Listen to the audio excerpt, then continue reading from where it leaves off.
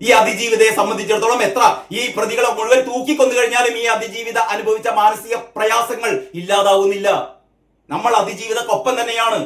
പക്ഷെ അതിജീവിതക്കൊപ്പം നിൽക്കുമ്പോ ഈ 6 പ്രതികളെ 20 വർഷം കഠിന തടവിന് ശിക്ഷിച്ചുകൊണ്ട് ഒന്നും ആയില്ല, അവരെ വിട്ടയച്ചാലും പ്രശ്നമില്ല, തൂക്കിക്കൊല്ലേണ്ടത് ദിലീപിനെയാണ് എന്ന് പറയുന്ന ഭാഗ്യലക്ഷ്മിയെ പോലുള്ള ആളുകളെയാണ് അവരെങ്ങനെയാണ് ഈ സമൂഹത്തിൽ അവരെങ്ങനെയാണ് നിലനിൽക്കുക? ഇപ്പൊ കുറെ ഇനി ഈ ഫെമിനിസ്റ്റുകളുടെ ഒക്കെ അതിജീവിതക്കൊപ്പം എന്നൊക്കെ പറഞ്ഞാൽ ഒരുപാട് നാട്യങ്ങൾ, ഒരുപാട് നാടകങ്ങൾ നടക്കാൻ പോവുകയാണ് കേട്ടോ. ഈ 15-ാം തീയതി അതിജീവിതക്കൊപ്പം. ഏത് അതിജീവിതക്കൊപ്പം?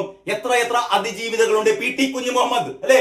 പി ടി കുഞ്ഞുമുഹമ്മദ് എന്ന് പറയുന്ന ഇടതുപക്ഷ സഹയാത്രികനായ രണ്ട് പ്രാവശ്യം ഗുരുവായൂരിൽ നിന്ന് CPM-ന്റെ ടിക്കറ്റിൽ മത്സരിച്ച് ജയിച്ച പി ടി കുഞ്ഞുമുഹമ്മദിനെതിരെ ഇതേപോലെ ഒരു സംവിധായിക ലൈംഗിക പീഡന പരാതി നൽകിയിട്ടുണ്ട്.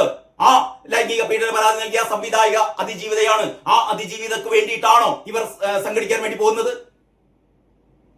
മുകേഷ് പീഡിപ്പിച്ച സരിതയുണ്ട്, പ്രമുഖ ചലച്ചിത്ര നടി സരിതയെ ഏത് രീതിയിലാണ് മുകേഷ് പീഡിപ്പിച്ചതെന്ന് നമ്മളെല്ലാവരും സരിതയുടെ വാക്കുകളിൽ നിന്ന് തന്നെ കേട്ടതാണ്. ആ സരിതയാണോ ഇവരുടെ അതിജീവിത?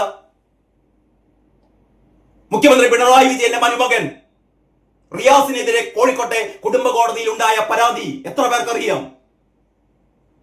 സമീഹ എന്ന് പറയുന്ന ആ മുൻ ഭാര്യ നൽകിയ പരാതിയിൽ നമ്മൾ കേട്ടാൽ ഞെട്ടിപ്പോകുന്ന തരത്തിലുള്ള പീഡനങ്ങളിലെ, കൊടിയ പീഡനങ്ങളിലെ റിയാസ് നടത്തിയിരുന്നത്. ആ കേസ് ഒതുക്കി തീർത്തു, അത് രാജിയാക്കി. അതിന്റെ ആ സ്ത്രീ എന്താ പറയാ, അതിജീവിതയല്ലേ? അങ്ങനെ എണ്ണി പറയുകയാണെങ്കിൽ എത്ര? മുകേഷ് മുതലുള്ള പി ശശി, മുഖ്യമന്ത്രിയുടെ പൊളിറ്റിക്കൽ സെക്രട്ടറി, പാർട്ടിയിലെ സഖാക്കന്മാരുടെ ഭാര്യമാരെയും മക്കളെയും ഒക്കെ അല്ലേ പീഡിപ്പിച്ചത്? PK ശശി. അപ്പോഴാണ് ശ്രീമതി ടീച്ചർ യന്ത്രം കൊണ്ടുവന്നത്. എന്നിട്ട് പറഞ്ഞു അത് കുഞ്ഞു പീഡനം, തീവ്രത കുറഞ്ഞ പീഡനം. ഇത് പറഞ്ഞു തുടങ്ങിയാൽ തീരില്ല, അതുകൊണ്ട് ഞാൻ നിർത്തുകയാണ്. അപ്പോൾ ഈ അതിജീവിതമാർക്കൊപ്പം എന്ന് പറയുന്നത് നല്ലതാണ്. അതിജീവിതമാർക്കൊപ്പം തന്നെയാണ് നമ്മൾ നിൽക്കേണ്ടത്.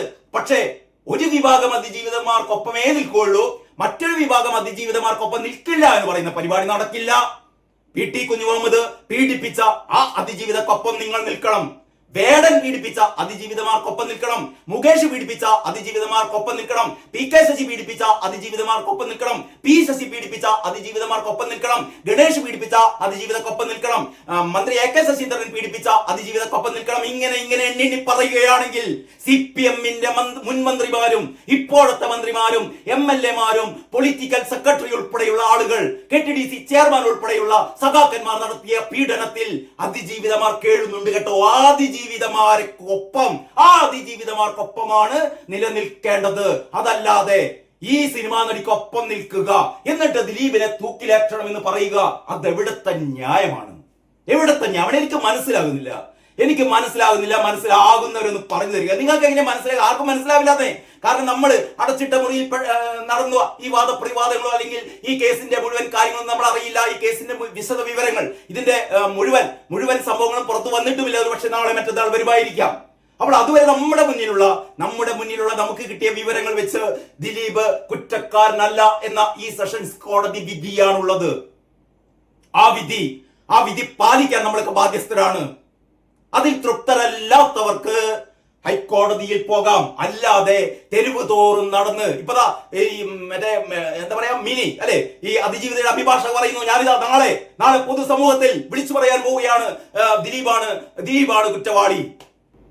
ഇങ്ങനെ ഓരോരുത്തരും വിളിച്ചു പറയാൻ തുടങ്ങിയാൽ പിന്നെ നമുക്ക് കോടതികൾ വേണോ? ഇവിടുത്തെ ചാനലുകൾ പോലെ.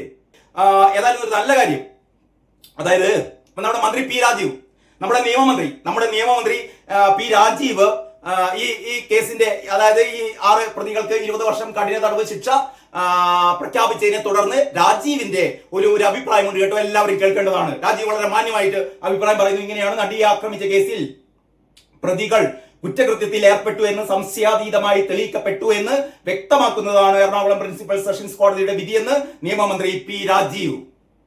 കേൾക്കണം, P രാജീവ് കേരളത്തിന്റെ നിയമമന്ത്രിയാണ്. രാജീവ് പറയുന്നു, എന്താണ്? നടിയെ ആക്രമിച്ച കേസിൽ പ്രതികൾ കുറ്റകൃത്യത്തിൽ ഏർപ്പെട്ടു എന്ന് സംശയാതീതമായി തെളിയിക്കപ്പെട്ടു എന്ന് വ്യക്തമാക്കുന്നതാണ് എറണാകുളം പ്രിൻസിപ്പൽ സെഷൻസ് കോടതിയുടെ വിധി.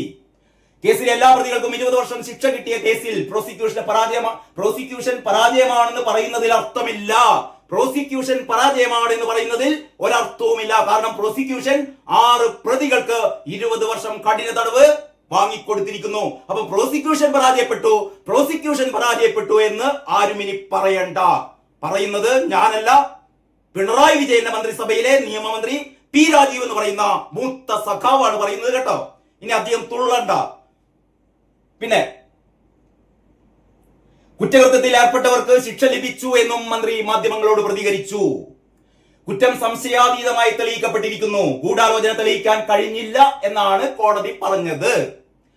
ആ നിലപാടിലേക്ക് കോടതി എത്തിയത് എന്തുകൊണ്ടാണെന്ന് വിധിപ്പകർപ്പ് ലഭിച്ച ശേഷം മാത്രം വ്യക്തമാവുകയുള്ളൂ എന്ന് നിയമമന്ത്രി പറയുകയാണ്. അതിന്റെ മുമ്പ് തന്നെ ഭാഗ്യലക്ഷ്മി മുതലുള്ള ആൾക്കാര് തൂക്കിക്കൊല്ലണം ദിലീപിനെ തൂക്കിക്കൊല്ലണം എന്നും പറഞ്ഞ് രംഗത്തിറങ്ങിയപ്പോഴാണ് നിയമമന്ത്രി രാജീവ് പറയുന്നത് വരട്ടെ, വിധി പകർപ്പ് വരട്ടെ, എന്നിട്ട് നമുക്ക് നോക്കാലോ. ഭാഗ്യലക്ഷ്മി തുള്ളല്ല, വരട്ടെ, വിധിപ്പകർപ്പ് വന്ന് പഠിക്കട്ടെ എന്ന് നിയമമന്ത്രി പി രാജീവ് പറയുമ്പോൾ നിങ്ങൾ പി രാജീവിനെയും തള്ളിപ്പറയുകയാണോ? വിധി പറയുന്ന ന്യായാധിപരെ വിമർശിക്കുന്നത് ശരിയല്ല എന്നുകൂടി പി രാജീവ് പറയുന്നു. വിധി പറയുന്ന ന്യായാധിപരെ വിമർശിക്കരുത്. അവരുടെ വിധി പ്രസ്താവങ്ങളോട് നിങ്ങൾക്ക് വിയോജിപ്പുകൾ ഉണ്ടാവാം. ആ വിയോജിപ്പുകൾ ഉണ്ടാവുമ്പോഴാണ് നിങ്ങൾ അപ്പീലിന് പോകുന്നത്. അതല്ലാതെ വിധി പറഞ്ഞ ന്യായാധിപന്മാരെ അപലപിക്കരുത്, അവരെ അവഹേളിക്കരുത്, അവരെ നിങ്ങൾ കൈചൂണ്ടി അവരെ കുറ്റപ്പെടുത്തരുത്. അവർക്ക് മുമ്പിലുള്ള തെളിവുകളുടെ അടിസ്ഥാനത്തിലാണ് അവർ ഈ വിധി പുറപ്പെടുവിച്ചത്. അന്വേഷണ സംഘത്തിന്റെ കണ്ടെത്തലിനനുസരിച്ചാണ് പ്രോസിക്യൂഷൻ വാദിച്ചത്. ഈ കേസിൽ അതിജീവിത ആവശ്യപ്പെട്ടാണ് പ്രോസിക്യൂട്ടർമാരെ നിയോഗിച്ചത്. അവരെല്ലാം നല്ല രീതിയിൽ പ്രവർത്തിച്ചിട്ടുണ്ട് എന്നും മന്ത്രി വ്യക്തമാക്കി. വളരെ വളരെ ഡീസന്റ് ആയ പ്രസ്താവനയാണ് പി രാജീവ് നൽകിയത് കേട്ടോ. കാരണം എല്ലാവരും ചിലരൊക്കെ പറയുന്ന പോലെ പ്രോസിക്യൂഷൻ ഇവിടെ തകർന്നുപോയി, പ്രോസിക്യൂഷൻ പരാജയപ്പെട്ടു. ഒന്നുമല്ല, പ്രോസിക്യൂഷൻ വിജയിച്ചിരിക്കുന്നു. 6 പേർക്ക്, 6 കൊടും ക്രിമിനലുകൾക്ക് 20 വർഷം കഠിന തടവ് വാങ്ങിക്കൊടുത്തിരിക്കുന്നു എന്നുള്ളത് ഈ കേസിലെ സുപ്രധാന വിധിയാണ്. അല്ലാതെ ദിലീപിനെ തൂക്കിക്കൊല്ലണം എന്ന് പറയുന്നവർക്ക് കിട്ടേണ്ട അടി വേറെയാണ് കേട്ടോ, കിട്ടേണ്ട അടി വേറെയാണ്.